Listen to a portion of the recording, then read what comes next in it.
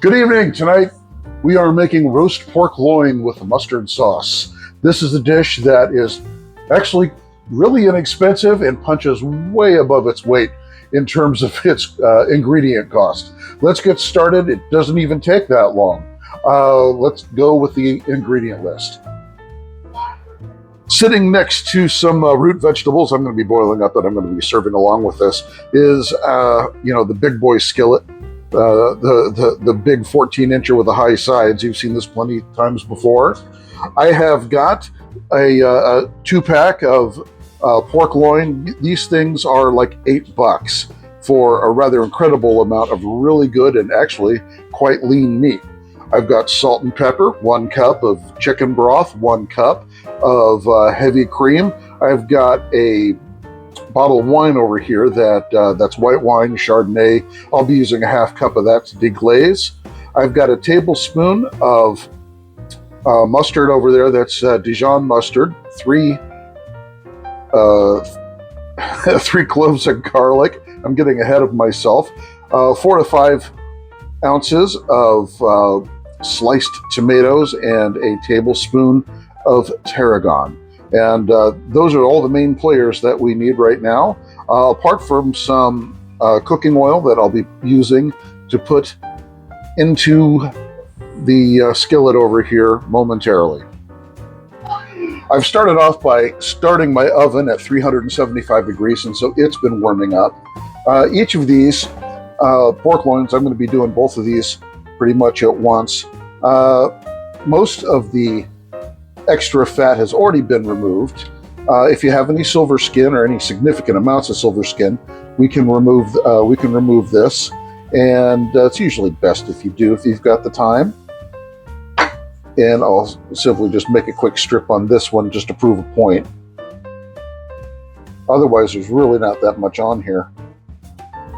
Fortunately, we've got decent butchers around here, and I'll do the same with this one momentarily.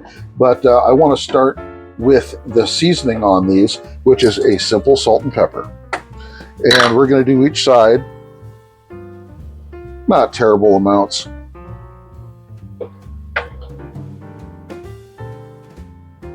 And just get some on there. Flip.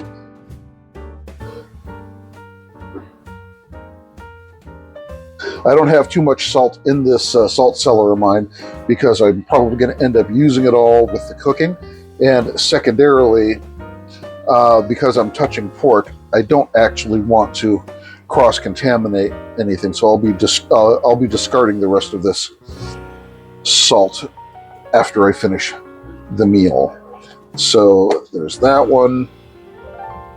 That one's got a little bit of silver skin on it.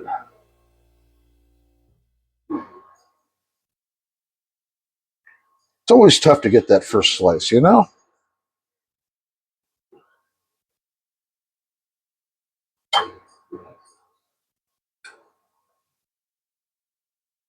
Still got to get underneath it a little bit better. But mostly, these are pretty good.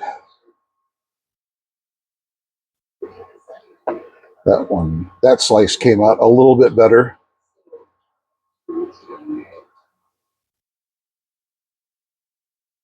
Come on, fingers, work for me today.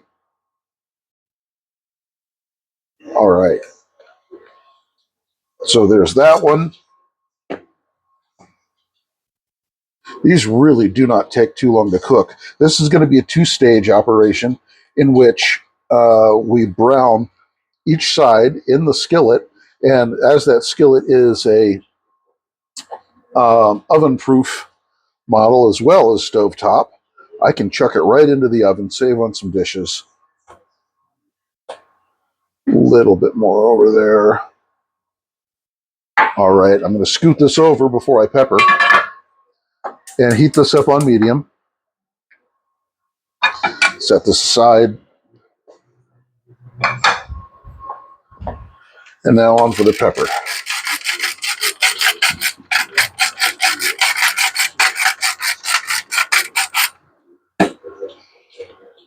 We're going to roll that over.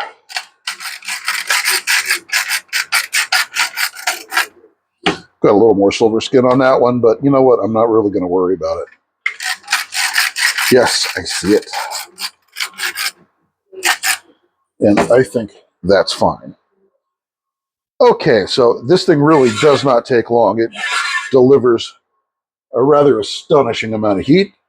And I'm going to move the camera for just a moment. I'll be right back. Okay, so I've got the olive oil over here. This is refined. It's not the extra virgin variety that will burn if you attempt to use it in a situation like this. So I'm going to put in 3 to 4 tablespoons of this olive oil. We're going to swish it around, get it warmed up for just a moment, and I also need a pair of tongs. Yes, I like the classic spring-loaded testing. Yes, it works fine. Okay, so it's important that you test them. All right, we've got just a thin cover of oil in there, and I'm going to drop these right in. I'm also going to turn on my vent fan because I've got a lot of oil in here. I'm also going to have to turn this in a bit because there's no way it's going to actually fit. It happens. So let's get this going. All right, give this just a couple of minutes on each side. I will be right back. Time travel.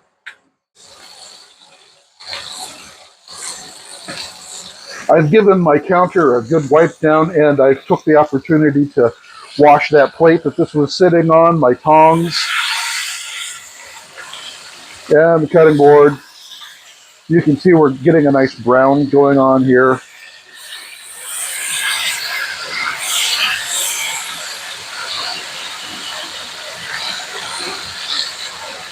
And we are going to keep this up for about 5 or 6 minutes total in addition to what we've already done, which is about 2.5 minutes.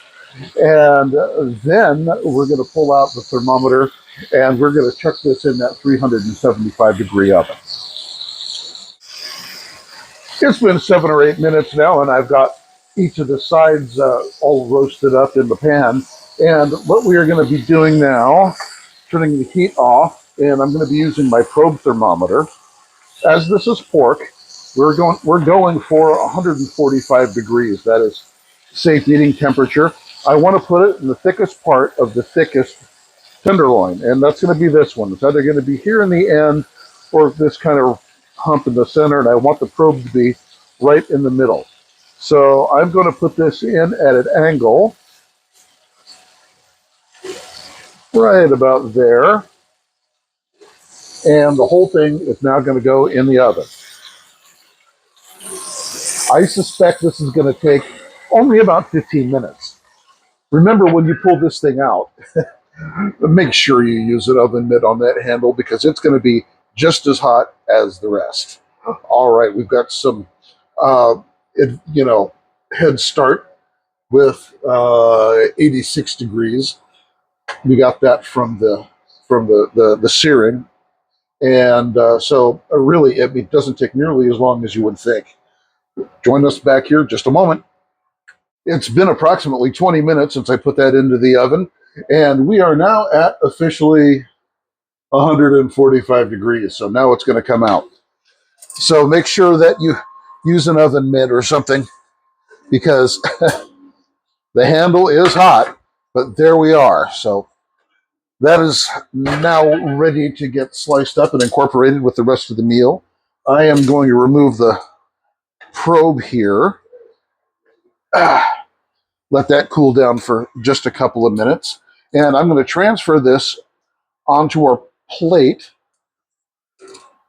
because we need to do something with this incredible fond that has formed at the bottom of the skillet. So there's that. I've got a piece of aluminum foil. We're just going to tent over here for the time being, just to keep that warm. Come on, get under there. There we go. That'll be fine for now.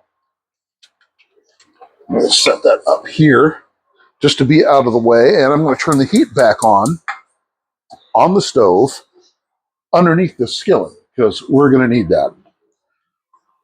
I mentioned the white wine earlier. See, we're already bubbling over here. Here's one of the hardest things that I've had to do in learning to cook is after I oven finish something, not to grab onto this stupid handle. So beware. Don't do that to yourself like I've done. I'm going to put in about a half a cup.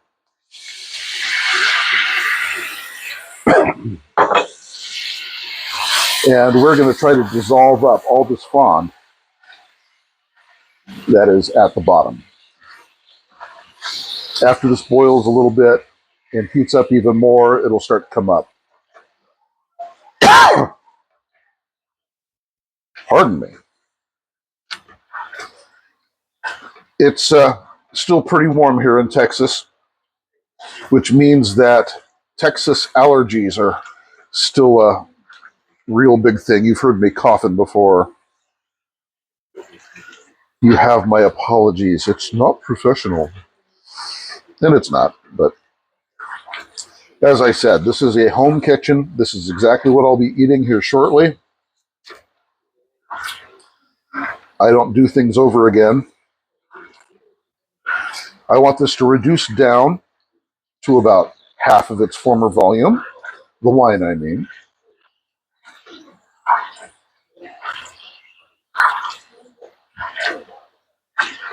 I'm also going to turn off the stove.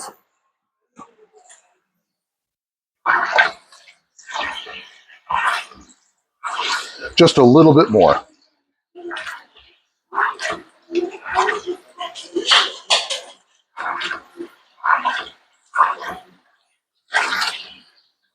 When I said I was going to turn off the stove, I'm sorry. I turned off the oven, not the stove. We'll be needing the heat from the stove here for just a little while longer.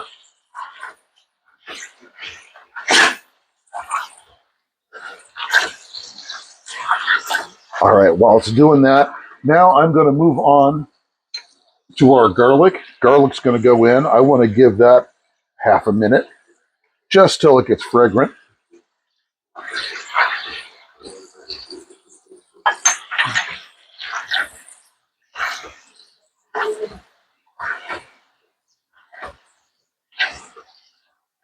Yeah, I can already smell it coming up.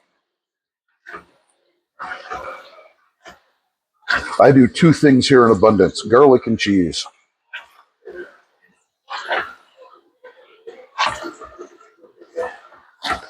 All right, I think that's about as much as I need to give that. I'm going to now put in the cup of chicken stock, chicken broth. I always do that. So the chicken broth goes in. I'm going to turn the heat up a little bit more to medium high just so it can catch up. I want it to boil.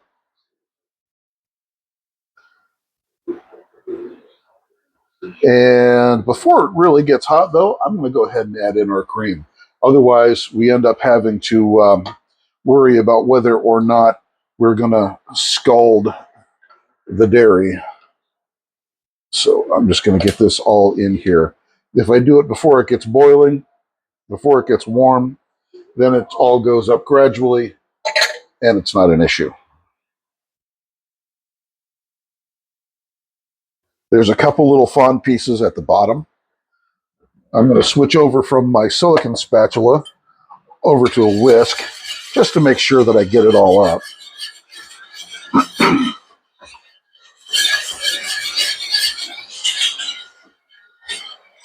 We do need eventually somewhere to put this.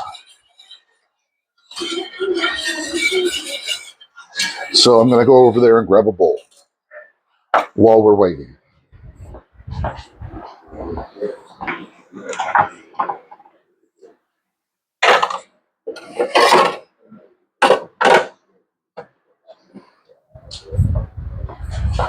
There we are. Izzy's joining us. She knows table scraps are a thing in this house. Turn off my probe thermometer, clean this off. I do try as much as possible to do any cleaning that I have to do, that I can do in and amongst waiting periods whilst I'm cooking. We're starting to get a boil here. We want this to thicken up just a little bit.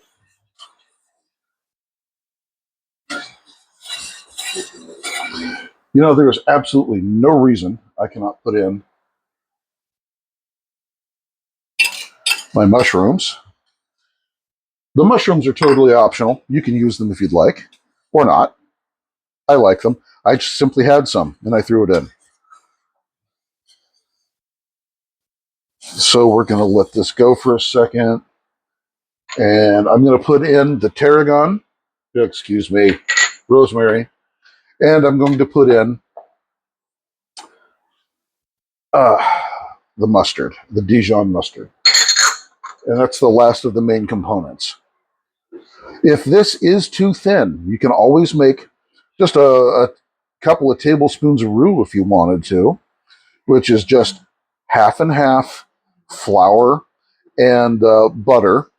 And if you really want to do it right, you can actually also use, you can also cook that for a couple of minutes to get rid of any possible grainy taste. The color looks fantastic. Because I have two of those pork loins, I made extra sauce for both seconds and also for leftovers. Wonderful stuff. And I'm going to adjust this. It's not thickened up quite yet, but I want to do salt and pepper on that too. So I always keep a little tasty spoon handy.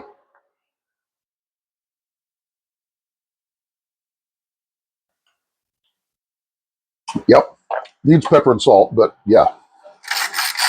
I'm going to add in here 1/4 to 1/2 teaspoon pepper. I kind of like my stuff peppery.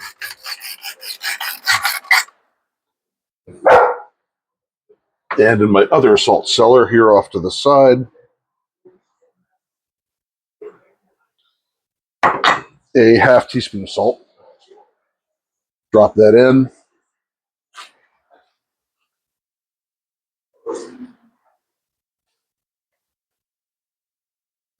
And that's looking good. That's all incorporated. I'm going to taste it one more time because I can.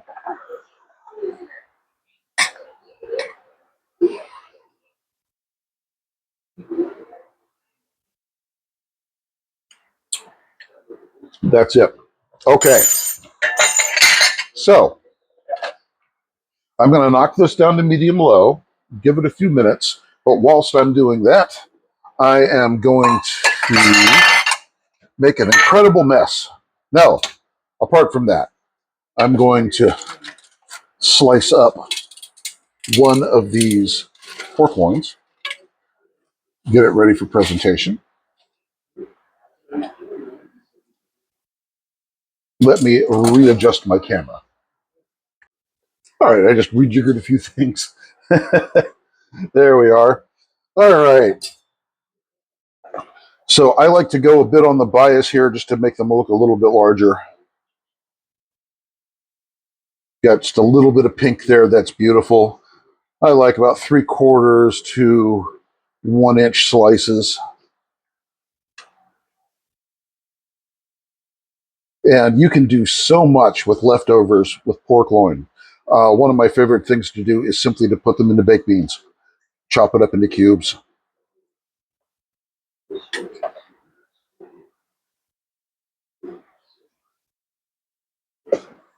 There we are. Come here, you. I have an oblong dish. Just use that.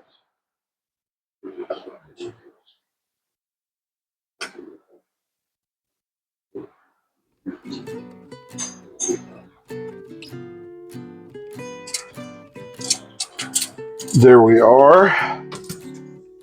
So that is more or less all plated. Try to take care of some of this run off. And I'll set this to the side.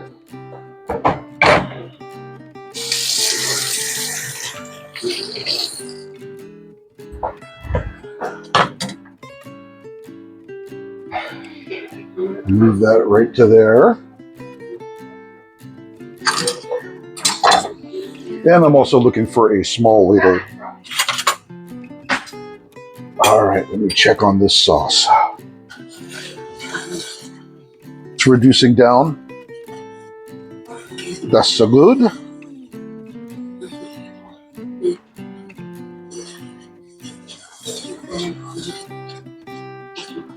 And I think that is about ready to plate.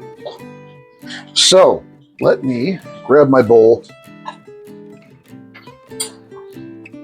my oven mitt, because this thing is still catastrophically hot.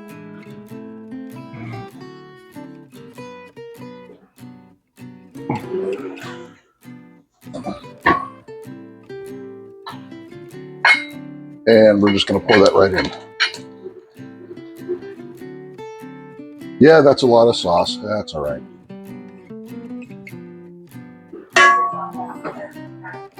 And place this in the sink where it can cool safely. Make sure not to put it on anything plastic.